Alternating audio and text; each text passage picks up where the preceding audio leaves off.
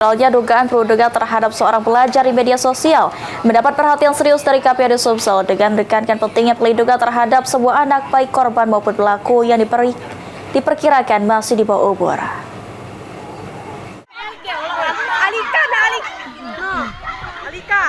Sebuah video yang memperlihatkan dugaan aksi perundungan terhadap seorang remaja hingga dijatuhkan ke sungai viral di media sosial dan menuai perhatian masyarakat.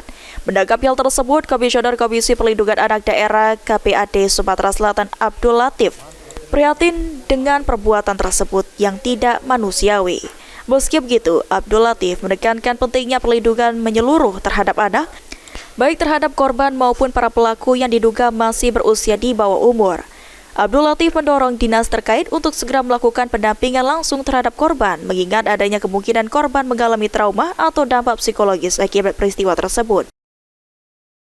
Bagi anak sebagai pelaku, tentu kita menyerahkan sepenuhnya kepada kepolisian. Kami sangat yakin pihak kepolisian akan melakukan proses penyelidikan dan penyidikan ini secara objektif, ya, secara ketentuan undang-undang terkait dengan perlindungan anak, ya, karena memang proses terhadap anak ini berbeda.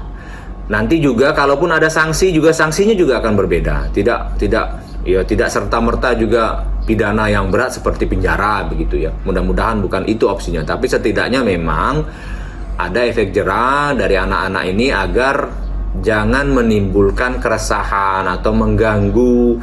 Nah, sikap tenggang rasa kalau dalam pelajaran itu, ya, menghargai orang lain. Nah, ini yang perlu dibangun sebenarnya. KPAD Sumsel menyerahkan sepenuhnya kasus dugaan perundungan anak ini kepada kepolisian serta berharap agar polisi bertindak sesuai hukum yang berlaku untuk anak di bawah umur. Lutfi, PAL TV.